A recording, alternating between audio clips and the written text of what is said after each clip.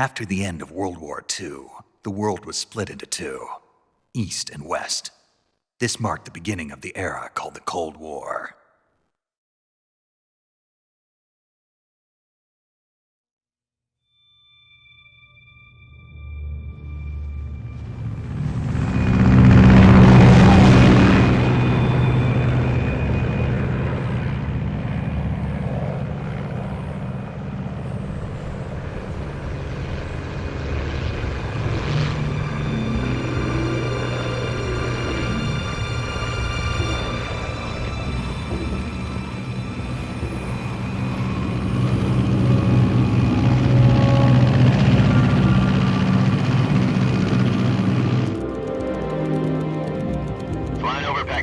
Altitude 30,000 feet.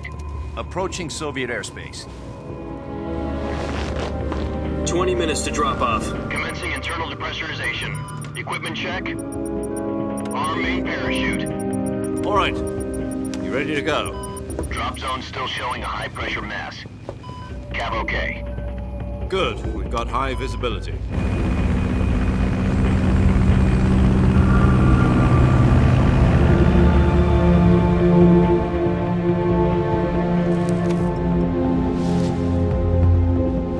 Put out that cigar. Connecting oxygen hose to interior connector. Put on your mask.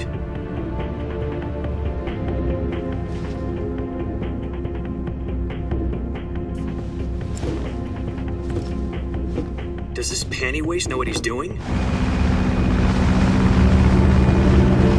Approaching release point. 10 minutes to drop off. Hey, are you deaf? He said put out the cigar and put on your mask.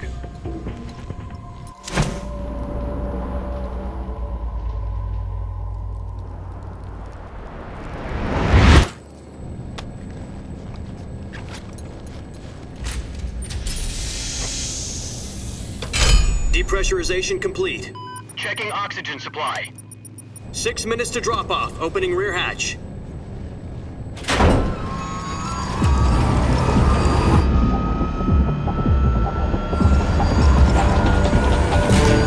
Sunrise.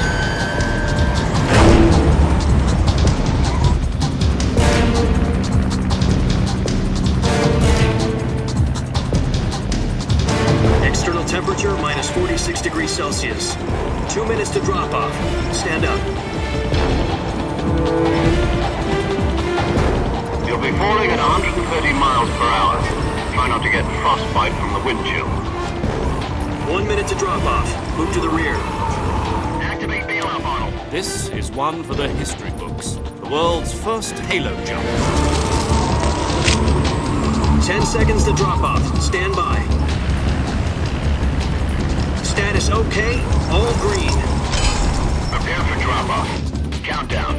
5, 4, 3, 2, 1. Spread your wings. And fly. God be with you.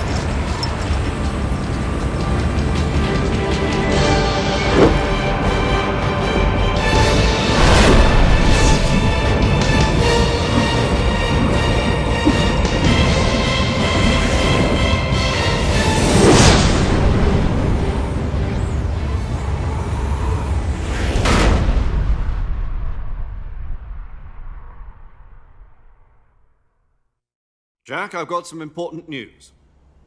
The head of the CIA has finally given us the green light for the virtuous mission. Virtual mission? No, the virtuous mission. The future of our Fox unit depends on it. If it succeeds, we'll be officially organized into a unit. Virtuous mission? Sounds like some kind of initiation ritual. You know, don't get cocky. This isn't a training op. Right. So what exactly is this wonderful mission?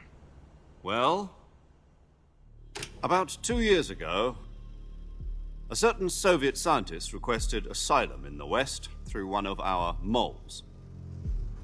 His name is Nikolai Stepanovich Sokolov. He's head of the OKB-754 Design Bureau, one of the Soviets' top-secret weapon research facilities, and the East's foremost expert on weapons development. Sokolov? Isn't he that famous rocket scientist? The very same. On April the 12th, 1961, the Soviets achieved the first manned spaceflight in history. The Earth was blue, but there was no God. Well spoken. The rocket that carried Yuri Gagarin into orbit was the A-1, known as the Vostok rocket. Sokolov is said to be the man most responsible for the multi-engine cluster used in that rocket. After Gagarin's flight, Sokolov left rocket development to become the head of the newly established Design Bureau. From a lowly technician to head of a design bureau, that's quite a success story, so why do you want to defect? It seems he'd become afraid of his own creations. Afraid? Call it a crisis of conscience. And for that, he left his country and his family behind and went over the fence? Not exactly. One of his conditions was that his family was also to be taken safely to the west.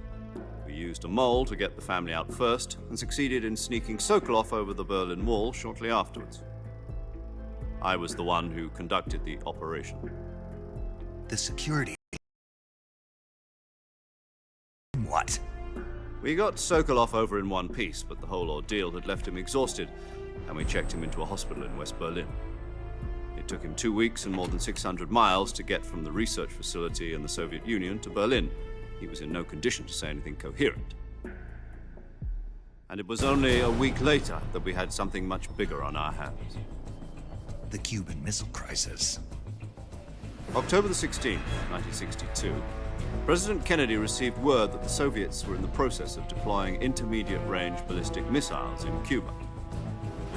The President demanded that the Soviets dismantle and remove the missiles. At the same time, he announced a naval blockade to prevent further missile shipments from reaching Cuba.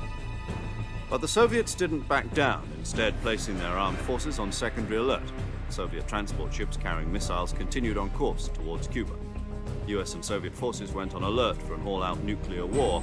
Frantic negotiations were conducted through the UN's Emergency Security Council and unofficial channels to end the hair-trigger standoff. Finally, on October the 28th, the Soviet Union agreed to remove its missiles from Cuba, and so the world avoided a nuclear holocaust. But in order to get the Soviets to pull their missiles out, we had to make a deal. You mean the one where the US agreed to remove its IRBMs from Turkey? No. The Jupiter IRBMs deployed in Turkey were obsolete, and we were going to get rid of them anyway.